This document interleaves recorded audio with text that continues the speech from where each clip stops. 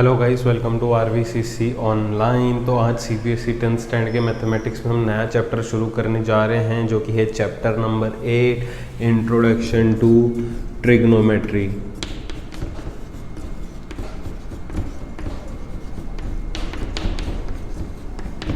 हाँ, तो जैसे कि आप सभी देख रहे हैं, हम लोग इंट्रोडक्शन टू ट्रिग्नोमेट्री सीखने वाले हैं, इंट्रोडक्शन टू ट्रिग्नोमेट्री पढ़ने वाले हैं। मुझे नहीं पता, बहुत सारे बच्चे इस चैप्टर से बहुत ज़्यादा डरते हैं और उन्हें बहुत ये चैप्टर मुश्किल लगता है। मुझे अगर मेरी माननी है, मेरी सुननी है, तो आप मेरे साथ बने रहिए, मेरे साथ चलते रहिए, टाइम टू टाइम चीज़ों को करिए, बार बार रिवीजन करिए। ये चैप्टर बहुत आसान तरीके से छूट जाएगा, निपट जाएगा और सभी इसे खुशी खुशी कर लोगे, राइट। तो हम लोग बढ़ते हैं आज के इस चैप्टर के इंट्रोडक्शन पार्ट पे। तो ट्रिग्नोमेट्री, अब ट्रिग्नोमेट्री इटसेल्फ एक ग्रीक वर्ड से बना है ना, actually combination of Greek word से बना है, जहाँ पे है trigono is triangle and metry is measurement। तो बेसिकली ट्रिग्नोमेट्री एक ऐसा चैप्टर है जो ट्राइंगल के मेजरमेंट से डील करेगा, है। Trigonometry is a chapter which deals with measurements of a triangle, है ना। Suppose we have a triangle, तो ये ट्राइंगल में मैं कौन सी चीज़ें मेजर कर सकता हूँ। मैं एक तो ये तीनों साइड्स का लेंथ मेजर कर सकता हूँ, और मैं ये तीनों एंगल्स को मेजर कर सकता हूँ, राइट, है ना। मैं यहाँ पे कौन सी चीज़ें मेजर कर सकता हूँ। एक तो मैं साइड्स का लेंथ ढूंढ सकता हूँ, ABC। एक तो मैं एंगल्स ढूंढ सकता हूँ, X, Y, Z। ये 6 चीज़ों में ही ट्रिग्नोमेट्री डील करेगा, ठीक है।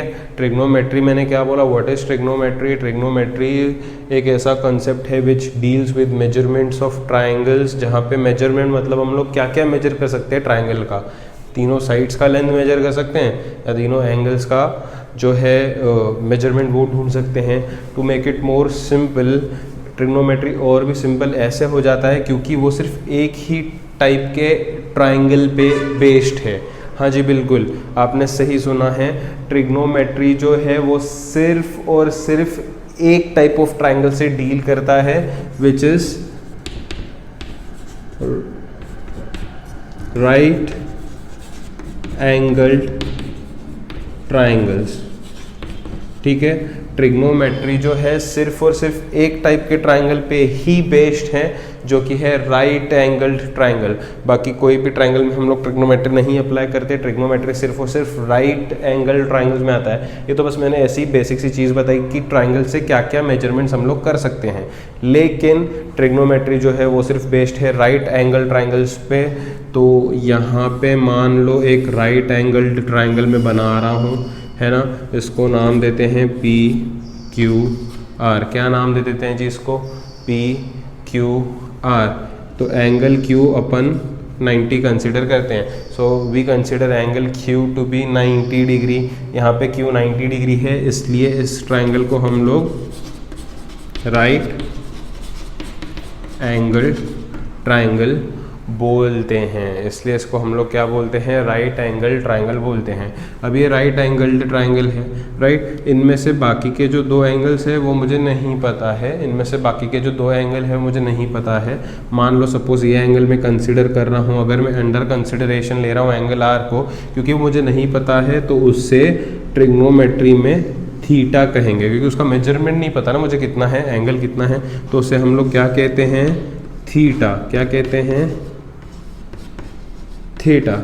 क्या कहते हैं, थीटा कहते हैं। तो ये जो एंगल R है वो थीटा हो गया अपने लिए, क्योंकि उसका मेजरमेंट नहीं मालूम है। अब हमने ये समझ लिया कि व्हाट डज ट्रिग्नोमेट्री मीन। उसके बाद हमने समझा कि ट्राइंगल्स, एक ट्राइंगल में पर्टिकुलरली क्या क्या ढूंढा जा सकता है, ये 6 चीज़ें ढूंढी जा सकती है। उसके बाद हमने ये पढ़ा कि ट्रिग्नोमेट्री सिर्फ और सिर्फ राइट एंगल्ड ट्राइंगल में ही एप्लीकेबल है, ये हमने पढ़ा। और हमने ये भी पढ़ा कि अगर हमको एंगल जो कंसीडर कर रहे हैं ट्रिग्नोमेट्री में उसे कहा जाता है थीटा। ये सारी चीज़ें हम पी को भी थीटा बोल सकते हैं, ऐसी कोई बात नहीं, पी को भी थीटा बोल सकते हैं। ये सारी चीज़ें अभी तक हमने समझी हैं। अब ट्रिग्नोमेट्री के एप्लीकेशंस क्या हैं मैं बताता हूँ। मान लो हम लोग एक बिल्डिंग के पास खड़े हैं, हम लोग जो है एक बिल्डिंग के पास खड़े हैं, ये बिल्डिंग है और हम लोग कहीं पे यहाँ पे खड़े हैं, कुछ फासले पे खड़े हैं, बिल्डिंग से कुछ दूर खड़े हैं। अगर मुझे यहाँ से इस बिल्डिंग का हाइट ढूंढना है विदाउट एक्चुअली मेजरिंग इट, है ना, तो मैं क्या करूँगा, एक इमेजिनरी राइट ट्रायंगल बना सकते हैं। कोई भी ऑब्जेक्ट के साथ, कोई भी वर्टिकल ऑब्जेक्ट के साथ हम लोग एक इमेजिनरी राइट ट्रायंगल बना सकते हैं। यहाँ पे बिल्डिंग है, एकदम वर्टिकल है, यहाँ से मैं बिल्डिंग के टॉप को देख रहा हूँ, हमारे बीच में इतना डिस्टेंस है, तो यहाँ पे देखो एक राइट ट्रायंगल बन गया, एक राइट ट्रायंगल बन गया। तो अगर मुझे इसका हाइट चाहिए बिल्डिंग का विदाउट एक्चुअली मेजरिंग इट, तो मैं ट्रिग्नोमेट्री से ये कर सकता हूँ, मैं ट्रिग्नोमेट्री से ये कर सकता हूँ। दिस इज़ पॉसिबल अगर हमको ट्रिग्नोमेट्री आता है तो, है ना। जैसे फॉर एग्ज़ाम्पल मैं अगर कहूँ कि यहाँ पे एक ट्री है और ट्री टॉप पे एक बंदर है और मैं यहाँ से बंदर को देख रहा हूँ, मुझे जानना है कि बंदर कितने हाइट पे है, तो ये काम भी मैं ट्रिग्नोमेट्री से कर सकता हूँ।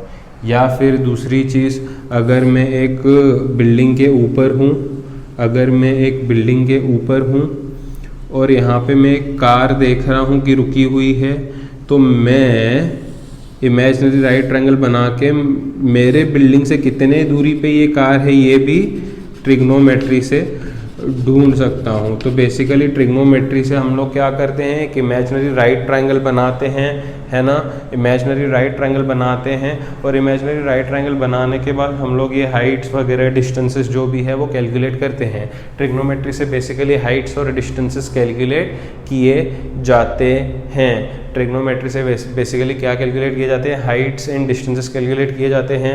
ठीक है, ये कैसे करेंगे ये तो हम लोग आगे सीखेंगे, राइट। इसमें से कुछ मेजरमेंट्स मुझे दिए होंगे, बाकी मैं ढूंढ लूँगा। जैसे ये 6 मेजरमेंट्स है ना, कुछ इसमें से अगर मालूम होंगे तो मैं बाकी के ढूंढ लूँगा, बरोबर है। अगर मुझे इस बिल्डिंग का हाइट जानना है तो कुछ मेजरमेंट्स अगर मुझे मालूम है, मान लो ये मेरे को डिस्टेंस मालूम है कि मेरे से बिल्डिंग तक 10 मीटर का डिस्टेंस है, या फिर मान लो 100 मीटर का डिस्टेंस है, जो भी है XYZ, है ना।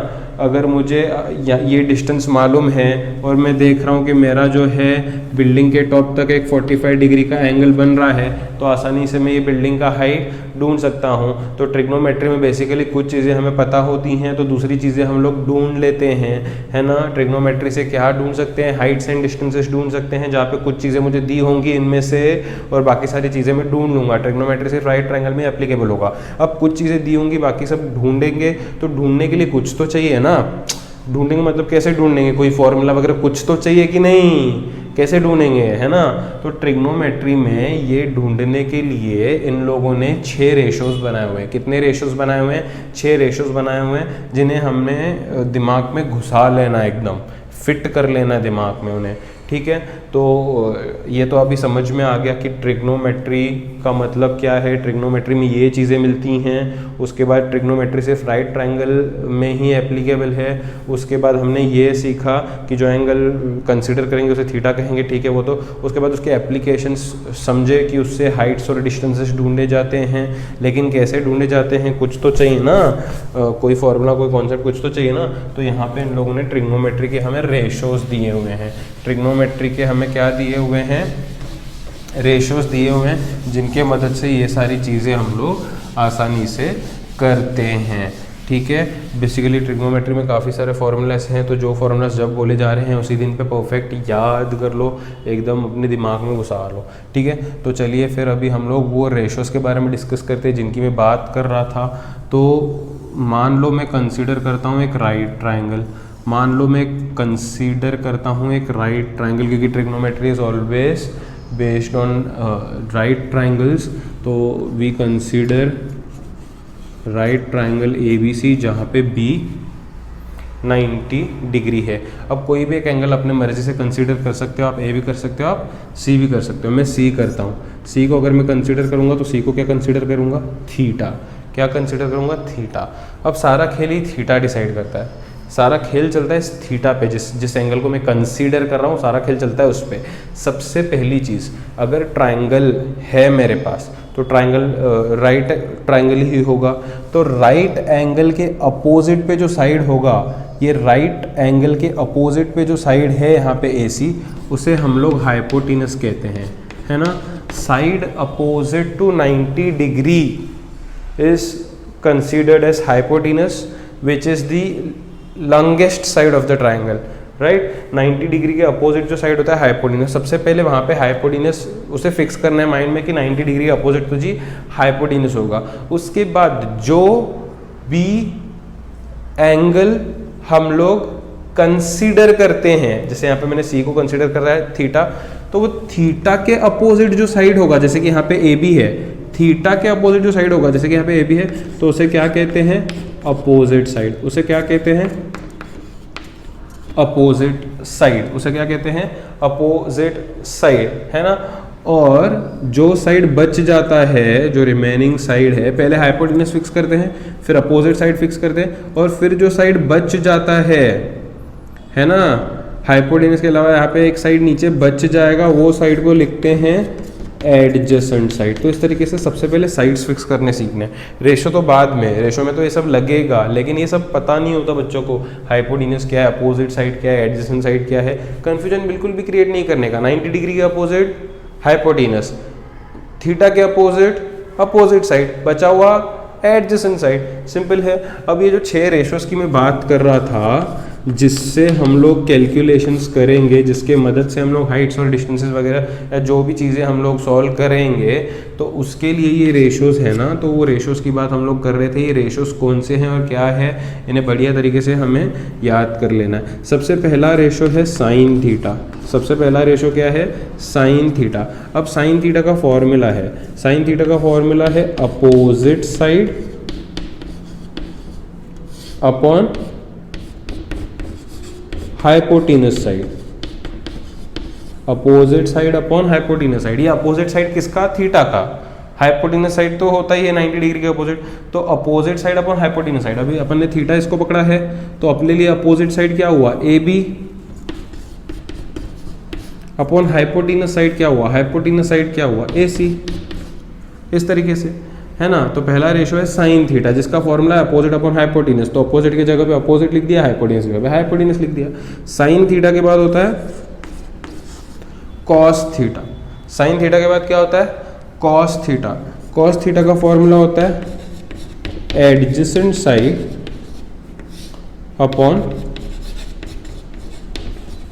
Hypotenuse side, right. Now adjacent side की जगह एडजेसेंट साइड लिख देंगे। एडजेसेंट साइड कितना है, BC है, अपॉन हाइपोटेनस साइड मतलब 90 डिग्री अपोजिट क्या है, AC है।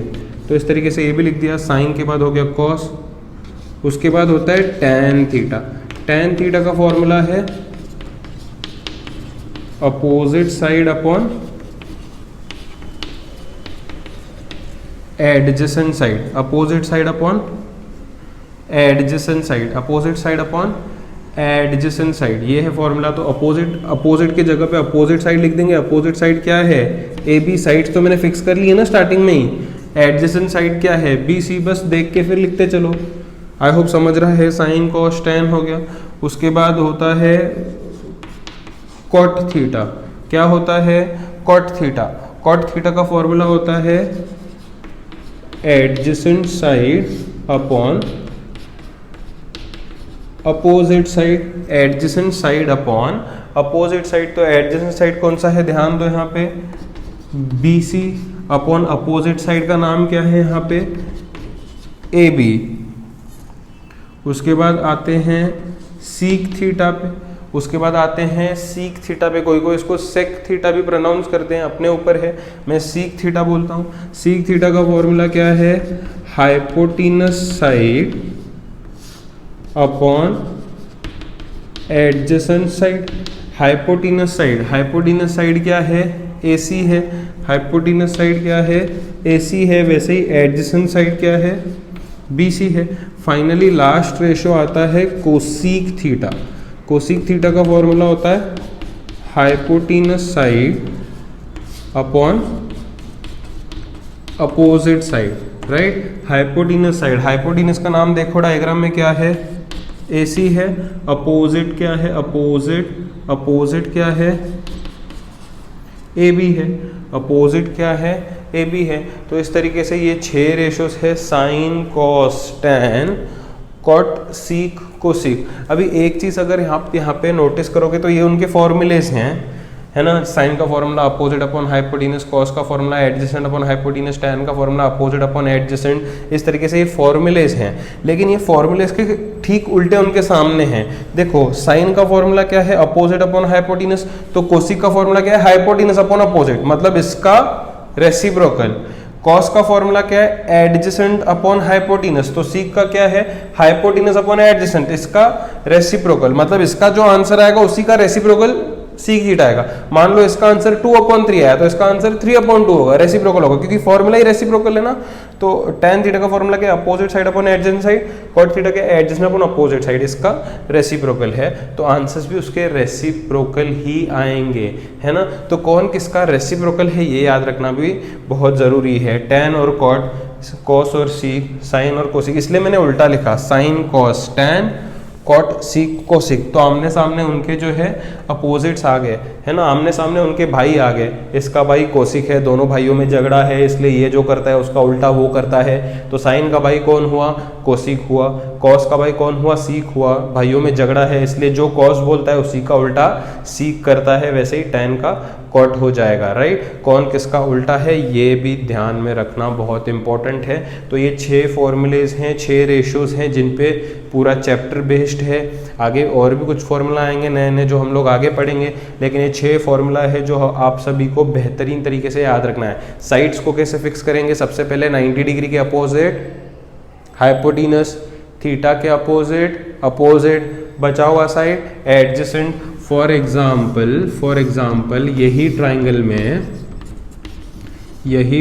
में ठीक है, B 90 है, 90 के अपोजिट तो हमेशा हाइपोटेनस होगा। मान लो अगर मैं A को थीटा कंसीडर करता तो थीटा के अपोजिट ये साइड हो जाता। थीटा के अपोजिट वाला साइड होता है अपोजिट साइड, है ना। थीटा के अपोजिट वाला साइड होता है अपोजिट साइड, और फिर ये बच जाता तो इसको हम लोग मानते हैं एडजेसेंट साइड। अब ये सारे फॉर्मूले में चीज़ें चेंज हो जाती है। अपोजिट के जगह पे अब मैं BC लिखता, हाइपोटेनस की जगह पे ठीक है AC आता है क्योंकि वो 90 डिग्री का अपोजिट है। तो थीटा के ऊपर सब चीज़ें चलती हैं। आई बात समझ में। तो इस तरीके से ये 6 फॉर्मूला हमने लिखे, और किसका उल्टा कौन है ये भी याद रखना बहुत ज़रूरी है ना। साइन थीटा का उल्टा कोसिक थीटा है, या ऐसे भी बोल सकते हैं कोसिक का उल्टा साइन थीटा है ना। कॉस थीटा का उल्टा सीक थीटा है, ऐसे भी बोल सकते हैं सीक का उल्टा कॉस है। टैन थीटा का उल्टा कॉट थीटा है, ऐसे भी बोल सकते हैं कॉट का उल्टा जो है वो टैन थीटा है। एक और चीज़ मैं यहाँ पे बता दूँ, क्योंकि ये एक दूसरे के रेसिप्रोकल